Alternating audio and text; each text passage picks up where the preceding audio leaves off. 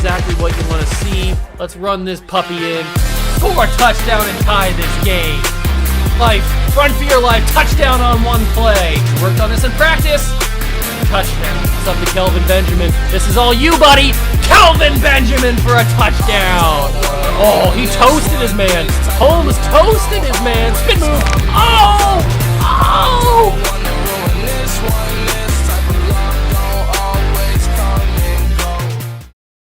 What's going on, guys? Welcome back to another video here in the World of Juice channel. And welcome to the first installment in what I hope to be a reoccurring series here on the channel. Now that we enter football season, it's time for me to go into analyst mode. It's time for me to go into reporter mode. And time for me to do what I'm going to be calling Juice Reviews. That's right.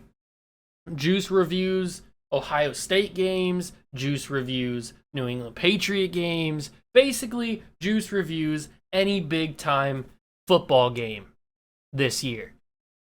And the first installment starts today with week 1 of the college football season here in 2021. It kicked off last night with, at least for Ohio State fans, it kicked off last night with a game against Minnesota, away at Minnesota.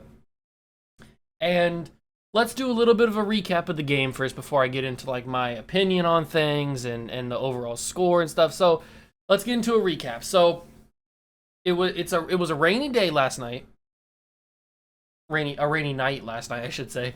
And CJ Stroud got the start as the Buckeyes' #1 quarterback. He got that start about 10, 12 days before the start of the game. Sometime late in camp, he got the start. And he got told that he was going to get the start. And he went out and made his first career college start. This kid is 19 years old.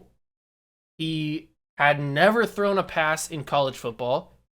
He got into some games in garbage time last season behind Justin Fields, but he never threw a pass. He never did anything like that. He did rush for a touchdown, I think, or maybe had a big time run. I can't remember exactly, but he never threw a pass. So last night was the very first time he ever threw a pass in a live college game. And overall, he looked pretty good. Now, of course, he was shaky. Obviously, he's a 19-year-old kid going on the road in a hostile environment in your first ever time in college football starting. And of course, you're going to look shaky. Anyone would look shaky. Justin Fields would look shaky. Anybody would. So he struggled at the beginning. He was overthrowing some people. He couldn't find the touch on the ball. He was looking kind of inconsistent. He wasn't finding Garrett Wilson. He wasn't finding Chris Allave. He wasn't finding any of the receivers. Smith and Jigba struggled a little bit at the start. The whole team kind of struggled. I mean, the one constant was the run game with Master Teague, who didn't really factor in that much. It was more of Williams and Trayvon Henderson and all those guys. So Crowley even did pretty well too. So I mean, Mayan Williams is a monster. So the running game really helped. The defense, on the other hand, still a lot of the same concerns that a lot of Buckeye fans, a lot of people around the country had about this secondary and about this defense last season. One of the reasons why they took an L against Alabama in the championship game. This defense is not that great. They have a fantastic pass rush. That's not the problem. The pass rush is amazing. They got stud 5-star guys across the board there. They've got solid veterans that can prove. They've already proven it. They don't have anything else to prove. They're already studs there as well. So they've got the veteran leadership and they've got the stud recruits there as well. So they've got future and they've got present on the defensive line. That's never been a problem for Ohio State. They always funnel in the talent at pass rusher. The problem is linebacker and corner and secondary. The linebacking core was a big problem last season.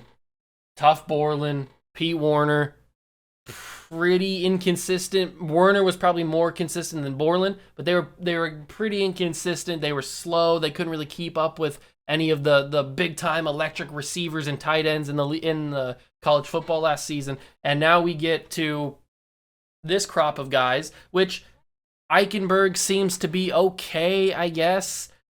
They seem to be decently matched this year, but again, this Minnesota team with Mohamed Ibrahim, or I think it's Ibrahim. I'm not sure how to pronounce his last name, but Mo Money is what they call him, and he was cooking last night. I think did he get 200 yards? He might have. He went out with an injury in the third quarter, I think, late third quarter, and didn't come back at the rest of the game. And he was cooking before that, though. He could not be stopped. He was making electric cut moves. He was powering through guys. He had the speed to get by, the acceleration once he got through to get to the end zone. This dude is a stud. I hope he's not injured for more than just this game, because he is going to be a problem. He is a demon when it comes to running that football. He is a menace. So I hope that he gets the chance to actually prove that this season, because more people need to see him. He is a stud. So he was a problem until he went down with an injury. Tanner Morgan played kind of well. He had some really nice zip on the ball when he was throwing to some of his receivers. Their stud wide receiver was injured, so they had another guy, Dalen Wright, I think is his name. He played really well. Tanner Morgan didn't have an interception. He had, I think, 2 passing touchdowns, 1 or 2 passing touchdowns. I'm not 100% sure on that. He looked really solid. He's a fifth-year guy. Of course he's going to look really solid. He looked like he was in command of the offense, and this Minnesota team is no slouch. This Minnesota team, yes, they didn't really do well in 2020, but not really any team did well in 2020. Even the Buckeyes looked weak in 2020. Yes, they went undefeated, but still, until the championship game. But they still looked weak in 2020. Everybody did. So you kind of got to just forget about 2020 and just look at what they did in 2019, and then so on and so on. And in 2019, Minnesota won like 11 games and was really good. So I feel like Minnesota is going to be really good again this year. And as long as they have Muhammad running the football for him, they're going to be just fine. But if he's hurt, I mean, they've got that Potts guy that's back there as a backup. He looked kind of good. He didn't really have the same explosiveness that Ibrahim had. I'm going to call him Ibrahim. I'm not sure. I don't know how to pronounce it. I don't want to screw it up. But they had him. You guys know who I'm talking about. They had him just being a stud, and then Potts was his backup and just didn't look as explosive, but he still did pretty well. But now to the recap of the Buckeyes stats and stuff. So CJ Stroud, I have the stats in front of me. If you see me looking down, that's where I'm looking. CJ Stroud went 13 for 22 on his completions, so he did struggle in the beginning. He missed some open passes to Garrett Wilson and to Chris Allave. He had some overthrows, didn't really find the touch on the ball and everything. But that's what you would expect from a first-time starting quarterback who's a redshirt freshman.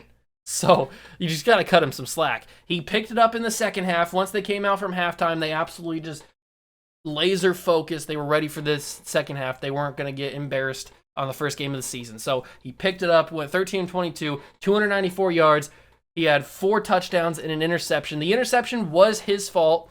He was throwing a middle of the field crossing route to Chris Allave. He threw it behind Allave. Allave tried to grab it, bounced off his hands, and it deflected into the hands of a Minnesota player. So they got that interception off the deflection. It wasn't Olave's fault. It was C.J. Stroud's fault. He threw behind him. It was not that great of a pass.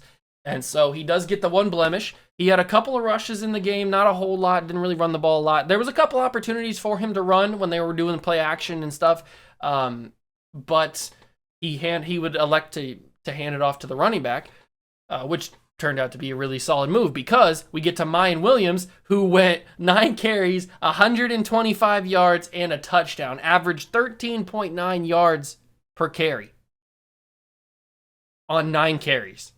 This dude is a stud, an absolute stud. He's built like a tank. He's short and stout, low center of gravity. He's got the thick thighs, thickest thighs you've ever seen. Almost comparable to Saquon Barkley. I'm just saying, not the same level. Saquon's on a different level, but you can see a comparison to Saquon with the thighs. He's got some thick boys down there. But he was a stud with the huge runs. I think he had a 60, 70-yard touchdown run early in the game. that got the Buckeyes on the board first. He absolutely killed it. Then they brought in Master T. He did all right. Didn't really have to do much. He only got 6 carries, 29 yards. Crowley got 6 carries for 19 yards. Crowley was kind of the third, fourth string running back. I mean, he's probably not going to factor in too much. Maybe if they get him in like an H-back role or something, get him some passes out the backfield, some runs in garbage time. I don't think Crowley, no offense to him, he doesn't really get a chance because they've got so many studs in front of him. But I think Crowley's a really good running back. He's just probably not going to get a lot of opportunities, not a lot of touches with the amount of studs they have in front of him. And then we get to the real stud, Trayvon Henderson, man. This kid, freshman, once again, another freshman in the backfield. He went crazy.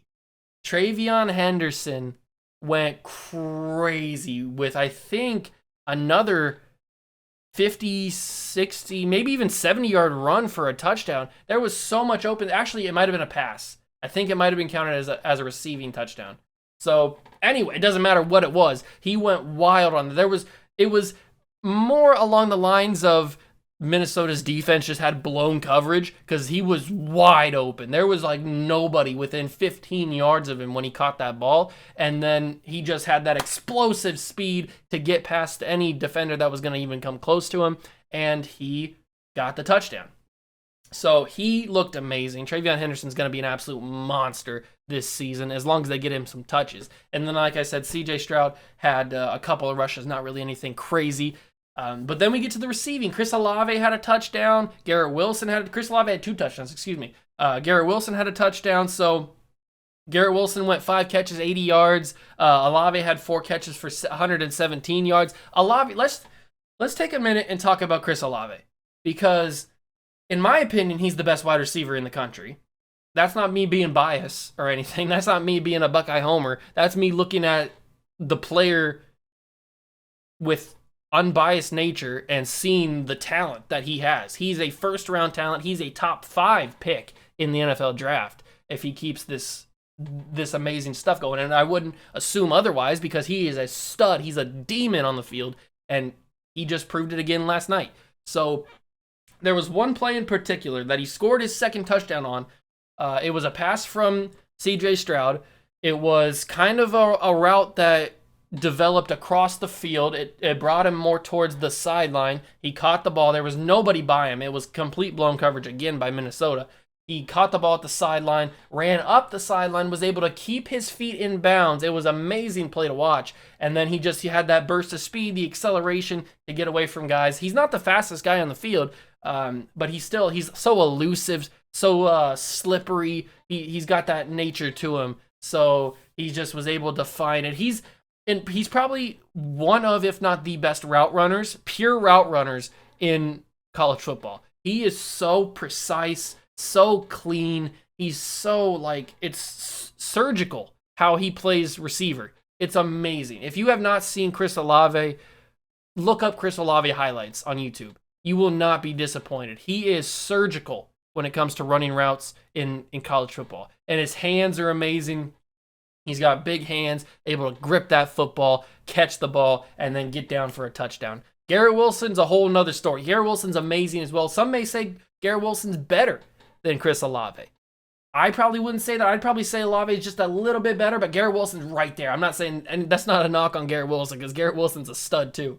So he had a good day. Smith and Jigba had a decent day. He struggled a little bit. He lost his balance on a ball here and there. So I mean, Smith and Jigba didn't really need to do too much, but that's an overall recap of the offense. The defense, like I said, struggled a little bit. Started to come back in that second half. They started to slow down Tanner Morgan. Tanner Morgan did throw another touchdown towards the end of the game to bring him to 31. But, man, that Zach Harrison on the defensive line, I talked about this earlier in the breakdown, that the defensive line is best in the league. Absolute, no question, best in the league. And Zach Harrison proved that by getting a strip sack fumble, one of the cleanest strip sack fumbles I've ever seen. It was reminiscent of Chase Young. It was reminiscent of Nick Bosa, Joey Bosa, all the great pass rushers that have come before him. Zach Harrison came in, blew out the left tackle, got around him, swiped that ball out of the hands of Tanner Morgan. It actually bounced off of another Minnesota offensive lineman, bounced right into the hands of Haskell Garrett, like literally bounced right into his chest, and Haskell Garrett took it for the touchdown. And Gus Johnson with the iconic quote, "Haskell the Rascal Garrett" for a touchdown. Amazing call by Gus Johnson. Haskell the Rascal. If you guys do not know, Haskell Garrett in the offseason, I guess it's the preseason of 2020, before the 2020 season started, he actually got shot in the face. Like, this is no joke. I'm not exaggerating. That's not he got shot, but I'm saying he got shot in the face. Like, no, he legit got shot in the face. He was trying to break up a domestic dispute that was going on in the streets of Columbus. He went over because he's a decent human being. He wants to make sure that everything's okay. He just happened to go over there. The dude pulls out a gun, shoots him in the face. The bullet goes from cheek to cheek out the other side. Legit gets shot in the face and then plays the whole season. Like, it was far enough in the preseason where it didn't affect him that much and the bullet went clean through. So he was able to play the entire season, and he had an amazing 2020 season. In 6 games or 7 games, he went amazing. I think he's an All-American. And then he comes back this year. The hype was around him. He's a stud still, and he comes out and has kind of a slow game, but then he got that fumble recovery and took it to the house for a touchdown. Haskell the Rascal. He is my dog. I love that man so much. He is going to be a stud this year, probably another time All-American. This defense is amazing. They got to show some 5-star talent that they have as freshmen. Jack Sawyer got some playing time. JTT got some playing time. So these guys are going to be built for the future for a while. The secondary is another question. I mean, the secondary looked good. Josh Proctor got hurt at the end. I still haven't heard anything. I probably just missed it. I haven't exactly looked at it, looked for it. But Josh Proctor did go out of that game. I don't know what the injury is. It's probably out. I just haven't seen it. Maybe it's not out. I don't know. But the secondary looked kind of okay, I guess. They had some injuries from camp. Seven Banks didn't play. As far as I know, Seven Banks didn't play. There's a couple other guys that didn't play. They had a rookie, Denzel Burke, was playing, I think, number 1 corner. I think he was on the number 1 receiver. So Denzel Burke, he looked good. He had a roughing the passer call, or not a roughing the passer call, a pass interference call early in the game. But other than that, he looked really good. Denzel Burke looked really good in that game. He covered the number 1 pretty well. And the rest of the team looked okay. I mean, they had some struggles, but it's the first game of the season. You're in a hostile environment at night. The rain is falling. There's going to be some miscues. There's going to be some slow starts. So it's to be expected. But next game is September 11th against Oregon. My review will be out that Sunday, September 12th. So I hope you guys stick around for that. I do want to let you guys know about one thing. I'm probably, like I said at the beginning of this video, I'm probably going to keep this Juice Reviews thing going. Mondays will probably be, depending on when the Patriots play. If they play a Thursday night game, then it'll probably be Friday. If they play a Monday night game, then it'll probably be Tuesday. But if they play anytime on Sunday, whether that be Sunday at 1, Sunday at 4:25, Sunday at 8:30, then that review will be on Monday. So I'm going to do a Patriots review every time the day after the game, and then I'm obviously going to do a Buckeye review after the game. But the Buckeye reviews will always come out on Sundays because they play on Saturday. So it just depends on when the Patriots play. So make sure you guys look out for those. And like I said also in the beginning, I said that I would do juice reviews for other big games. So like if there's a huge Sunday night matchup like Chiefs-Packers, or if they're like the Browns and the Steelers, or some like huge Sunday night matchup, Monday night matchup, something like that, that just has to be like covered, then I'll obviously cover that and bring you guys a breakdown, my opinions on who I thought played well, who I thought played bad, and just overall stuff, just basic. But this is kind of just a test run, see how you guys like it for this first game of the season for the Ohio State Buckeyes. If I did not mention the final score of the game, Ohio State 45, Minnesota 31. Ohio State Buckeyes start 1-0. Like I said, they play Oregon next Saturday, September 11th at noon. So if you guys want to watch, it'll be on Fox. You guys can watch it if you guys get Fox. I don't know. You probably do because it's a cable network. So you probably already do. So that's going to do it for my first week of reviews. next week's going to be pretty big because that's the start of the NFL season. Plus, we got the Buckeyes in Oregon. So I'm going to have the Buckeye review, and then I'm going to have the Patriots review. So it's going to be a big week. I hope you guys are excited. Football is back, and I could not be more excited. Make sure you guys hit that like button if you are as hyped as I am for football to be back. Thank you guys so much for stopping by and watching. Let me know down below what you guys thought of this review, if you guys like it, if you think I should do a little bit more. Add some suggestions if you want. Maybe I should talk about something different. Maybe I should focus more or add a little bit more about the other team, the opposing team, or bring some backstory to it. Just let me know. Give me some ideas if you have any, if you think that this could be improved or anything, because obviously this is just a first thing doing. This is just a rough draft, basically. It's not by any means polished or final. So it could always be changed and altered to make it more informative and appealing to you guys, obviously. So let me know about that. Let me know what you guys think about the Buckeyes. If you give me your predictions for the Ohio State Buckeyes this season and for Minnesota too. Let me know what you guys think the record's going to be, if you think the Buckeyes will go to the national championship game or make the playoffs or anything. So let me know about all that down below. Thank you guys once again for watching. Smash that like button, notification bell, and the subscription button as well. Join the Juice Club, and I'll catch you guys in the next one. Peace.